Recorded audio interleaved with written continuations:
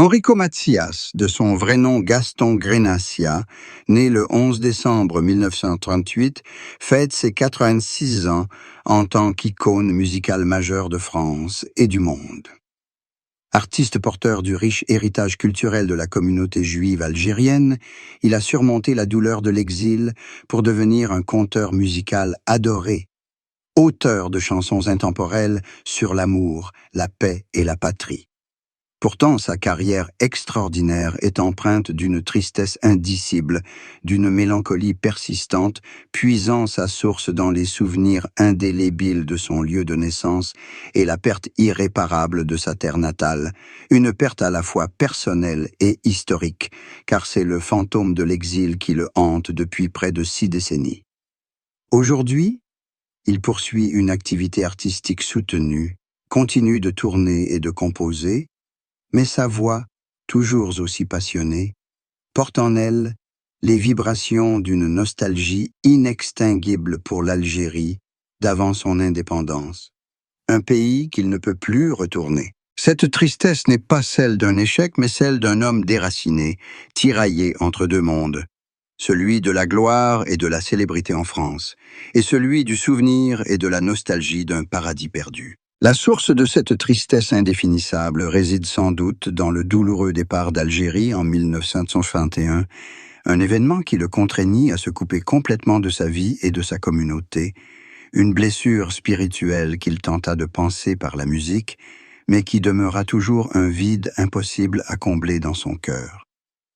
Une autre forme de tristesse prit la forme de la perte de sa compagne et du plus grand amour de sa vie, Daniel Lissarelli, décédé en 2011, une perte qui le laissa confronté à la solitude et au manque de compagnie après plus de 45 ans de mariage, un deuil qu'il confia être le plus grand choc de son existence, un événement qui raviva la douleur de son exil passé.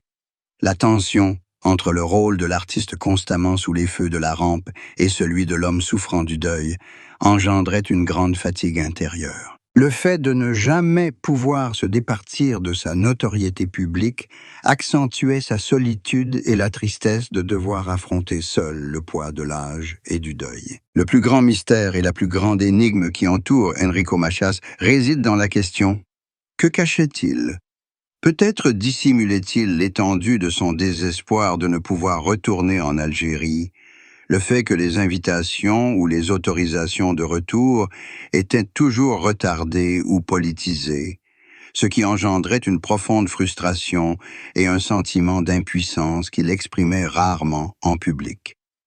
Il dissimulait la complexité de sa relation avec la communauté franco-algérienne, encore parfois divisée quant à son rôle dans l'histoire. Plus encore, il dissimulait sa fatigue et ses inquiétudes concernant sa santé à 86 ans, le fait que, pour maintenir l'image d'un artiste intemporel et énergique, il devait faire des sacrifices et lutter en silence contre les limites de la vieillesse. Le dernier mystère réside dans un secret personnel concernant les compromis politiques qu'il a dû faire tout au long de sa carrière pour maintenir son message de paix au milieu de conflits persistants, des compromis qui ont peut-être engendré chez lui des regrets secrets. L'histoire d'amour, de mariage et de rupture dans la vie d'Enrico Macias est clairement illustrée par sa relation avec Daniel Lissarelli, une histoire d'amour qui dura de 1966 jusqu'à sa mort en 2011. Un amour tragique, une compagne inséparable durant son exil et sa carrière artistique. La rupture n'est pas ici une rupture amoureuse au sens traditionnel du terme, mais une rupture biologique. La séparation définitive causée par la mort de Daniel, une rupture qui créa un vide immense dans sa vie, une rupture qui le laissa confronté à l'ultime solitude, lui qui était habitué à avoir un rempart protecteur à ses côtés. Cette rupture est une rupture avec sa stabilité, la perte de celle qui partageait les souvenirs de sa patrie perdue et des débuts difficiles de sa carrière. Les racines de cet amour profond plonge dans les premiers jours de son séjour en France, alors qu'Enrico Macias luttait pour reconstruire sa vie et sa carrière après avoir quitté l'Algérie. Danielle, la fille de Sylvain Grenassia, son professeur de violon et une figure marquante de sa carrière, était non seulement son épouse, mais aussi sa protectrice et une source d'inspiration discrète, lui offrant la paix et la stabilité nécessaires pour se consacrer pleinement à sa musique. Ce mariage était son havre de paix dans l'océan tumultueux de la célébrité et des tensions politiques. La rupture, c'est-à-dire la mort de Daniel, a contraint Enrico Macias à affronter la dure réalité de la finitude de la vie et l'absence de la femme qui l'avait accompagné dans toutes les épreuves. Il a confié un jour que la musique était la seule chose qui lui permettait de tenir le coup après cette perte.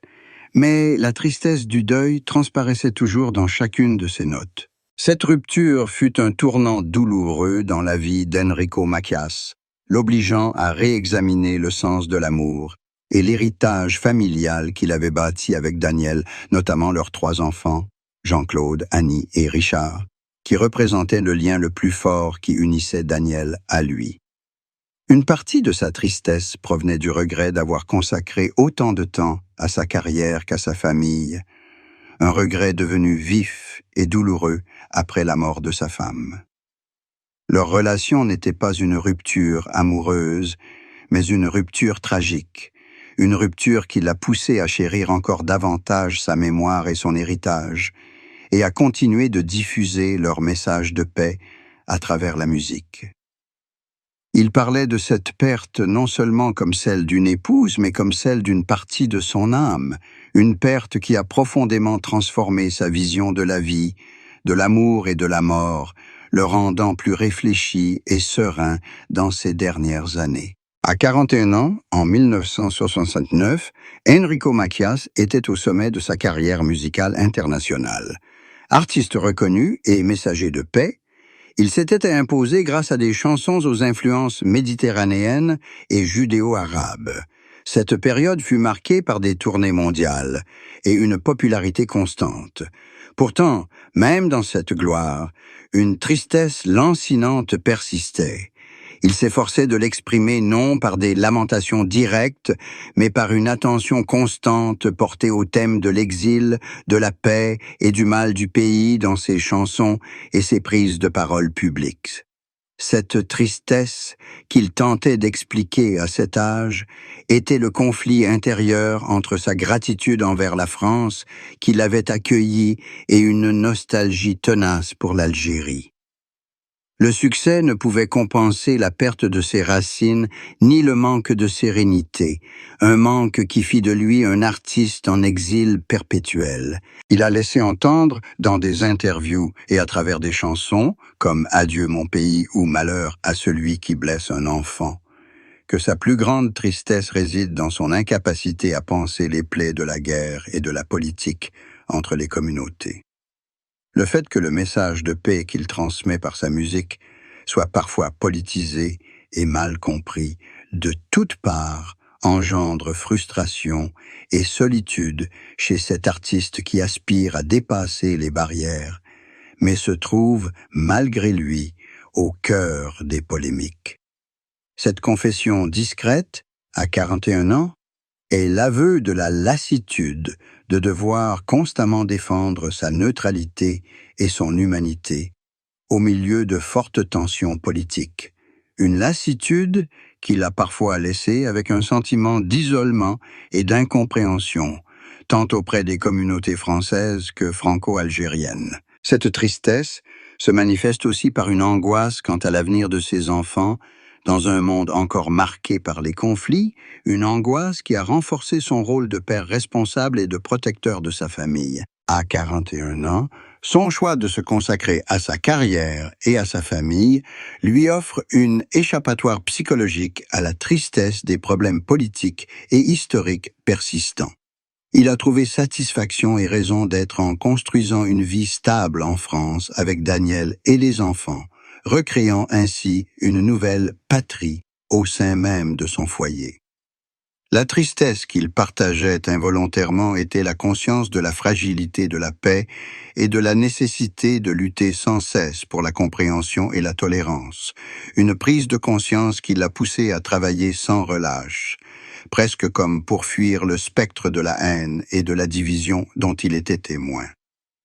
À 41 ans, Enrico Macias est un musicien engagé pour la paix, porteur d'une profonde tristesse face à l'incapacité de l'humanité à vivre en harmonie, une tristesse qui imprègne ses œuvres d'une puissance émotionnelle extraordinaire. Le parcours d'Enrico Macias est une épopée, celle d'une ascension fulgurante des ténèbres de l'exil jusqu'au sommet de la scène musicale internationale.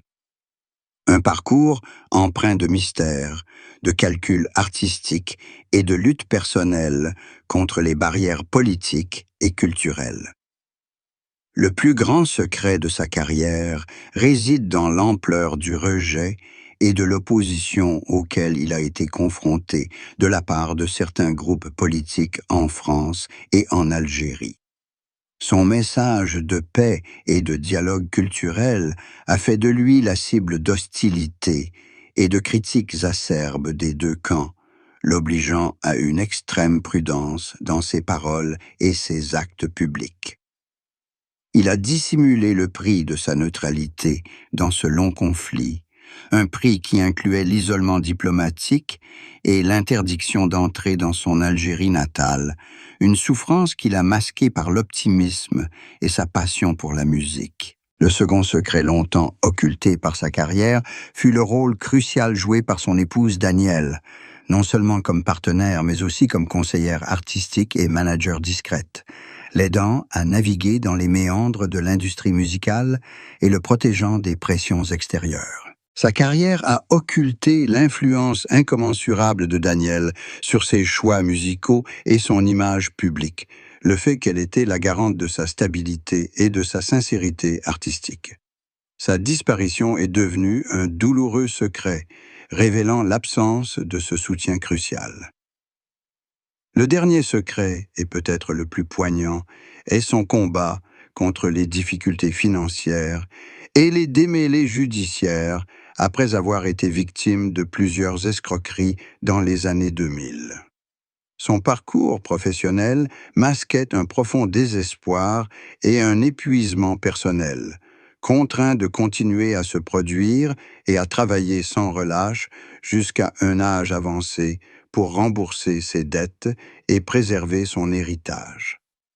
Une partie de sa tristesse l'a poussé à chercher la rédemption, non seulement dans la musique, mais aussi en faisant preuve de transparence quant à ses erreurs financières. Ce parcours s'est achevé sur la résilience et une foi inébranlable dans le pouvoir de l'art à surmonter tous les obstacles. Si l'amour d'Enrico Macias pour Danielle Lizarelli était un symbole de fidélité et de complicité, la confession la plus bouleversante de cet amour n'était pas un secret d'infidélité, mais une prise de conscience philosophique de l'inachèvement de l'amour après la perte, et du regret d'avoir privilégié sa carrière au détriment de sa présence auprès de l'être aimé. Cette confession était d'autant plus bouleversante que sa carrière de tournées effrénées et sa quête de gloire lui avaient coûté de précieux moments avec Danielle, un regret qu'il a dû porter comme un fardeau mental indélébile après sa disparition en 2011. Cette confession était bouleversante car elle révélait la contradiction entre son rôle d'artiste et son rôle de mari.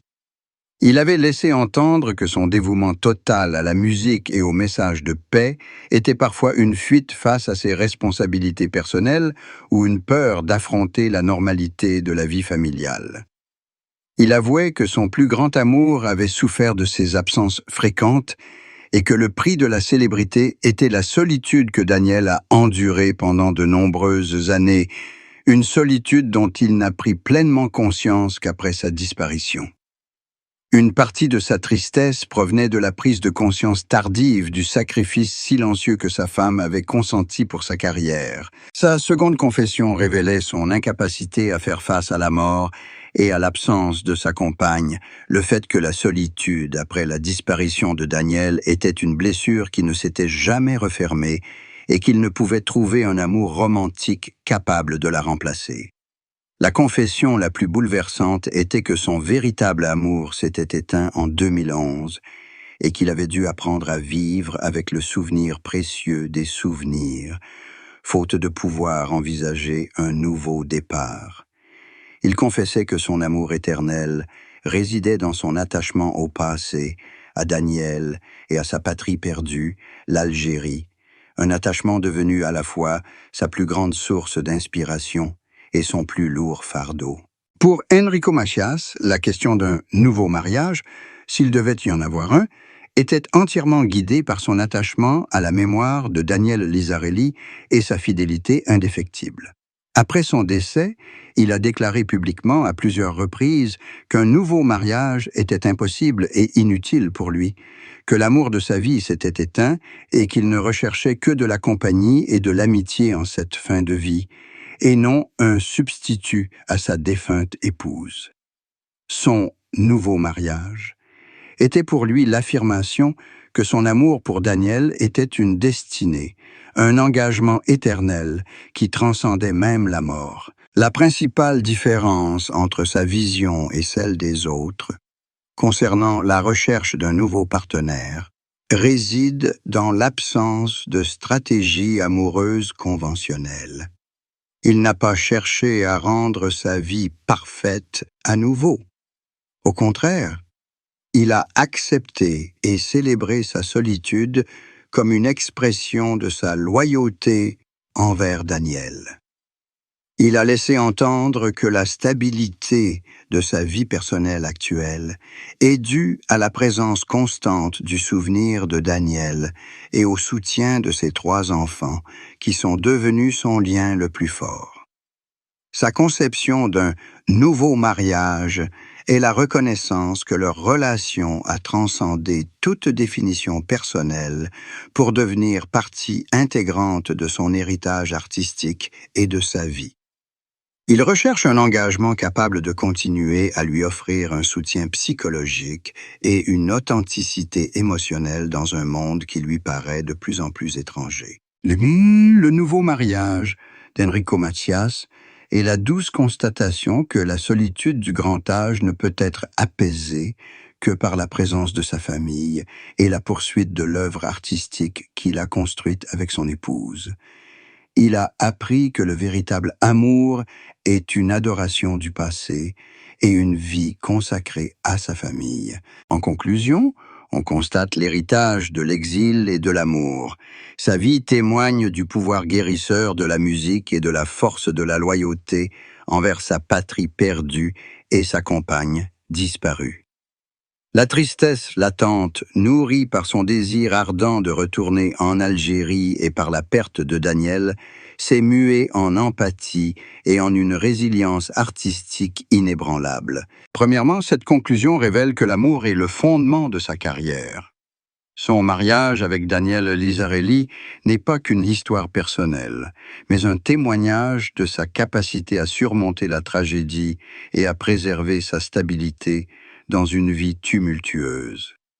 Le coup du sort, la mort de sa femme, fut le douloureux tournant qui a cimenté sa loyauté indéfectible, une loyauté qui a inspiré ses œuvres ultérieures.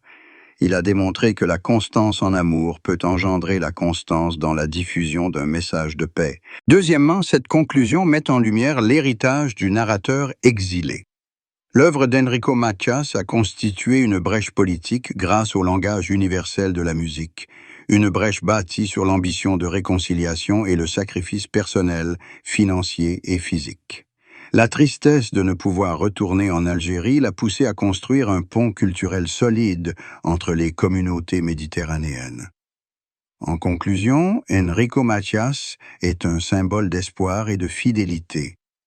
Il est un homme qui a transformé la douleur de la perte en un chant éternel d'humanité et d'amour, un héritage qui résonnera dans le cœur des générations futures. Son héritage ne se limite pas à ses chansons intemporelles, mais réside aussi dans la survie et l'épanouissement d'un artiste exilé de sa terre natale et endeuillé par la perte de son compagnon. Cette survie est devenue une source d'espoir pour des millions de réfugiés et de migrants à travers le monde. Sa résilience se manifeste par sa capacité à surmonter les crises financières et par sa ténacité à continuer de créer malgré son âge avancé et le deuil. L'isolement historique qu'il a embrassé a renforcé son rôle de diplomate culturel, faisant de lui l'un des rares à pouvoir dialoguer avec des communautés divisées grâce au langage universel de la musique. Sa tristesse, jusque-là invisible, s'est muée en empathie pour la souffrance humaine, une empathie qui a façonné le profond message humaniste de son œuvre. L'héritage d'Enrico Macias est une fusion de culture judéo-arabe et d'esprit français, une fusion qui a donné naissance à un style musical unique et inimitable. Il a su créer une véritable patrie musicale pour lui-même et pour ses pairs. En définitive, la conclusion est que Enrico Macias est une légende vivante qui a transformé la douleur de l'exil et le chagrin personnel en une promesse de paix éternelle et une déclaration du pouvoir de l'amour et de la loyauté.